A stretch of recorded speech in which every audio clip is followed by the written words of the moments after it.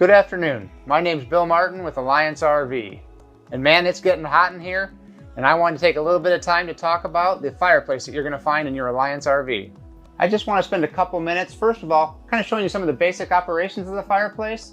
Then we're actually going to show you how to remove the glass and remove the back of a fireplace to show you how exactly simple these fireplaces are. They're not nearly as intimidating as they may seem.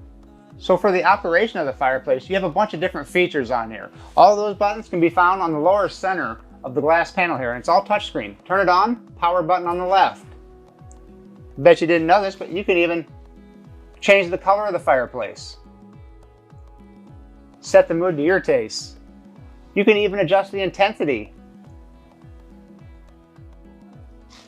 Okay, so let's say you want to enjoy a fire, but it's 85 degrees outside, you don't necessarily need the heat feature.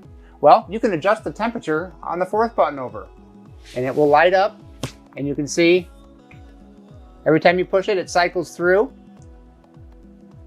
Well, you keep cycling through till you get to 99 degrees, and then the next one, it's going to shut the fireplace off, or at least it's going to shut the heater portion of the fireplace off while still letting a flame to run. It's just that easy. So if for some reason you needed to get a better look at the inside of the fireplace, the first thing you need to do is remove the glass. And that's simply done with two screws. One here, inside the little ovalized cutout, and another one over here. Remove those, the glass lifts right off.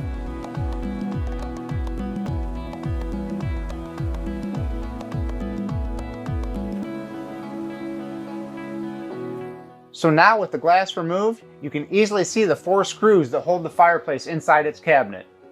Undo those 4 screws and you can pull the entire fireplace box out of its cavity and take a look at the back side.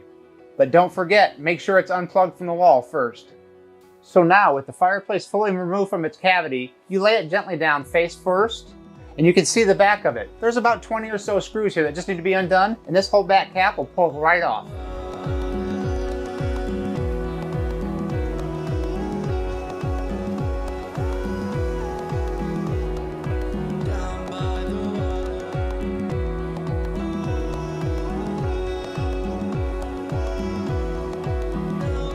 So now we have the back removed. You can see really how simple this system is. The way the fire actually has that movement to it, there's a spinning rod right here with a silver reflective foil on it. As that spins, that makes the light move. So I've had a couple customers historically call me and say, hey, I've got a flame showing, but it's not moving. Well, when you take the back off, you can see this rod either came disconnected or somehow these fins were hitting something and stopping it from spinning. So now you're still getting a flame, but no movement.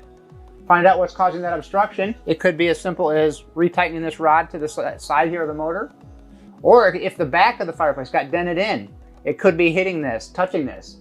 So every time it spins, it makes a little tick or a clicking sound. Or if it's hitting it hard enough, it could stop it from spinning. Simply removing that dent or pushing that galvanized backer out a little bit could easily resolve the issue. So also with the back off, you're going to see the circuit board for everything back here. If you have something specific not working, just making sure that all these wires are nice and snug on the circuit board will be a great first check. So now we've shown you exactly how simple the fireplace workings are. But if you still have some questions that are left unanswered, don't hesitate to reach out to service@alliancerv.com, or you can join our Facebook group page at Alliance RV Group. Also, at Alliance RV for any other social media page will get you right where you need to go.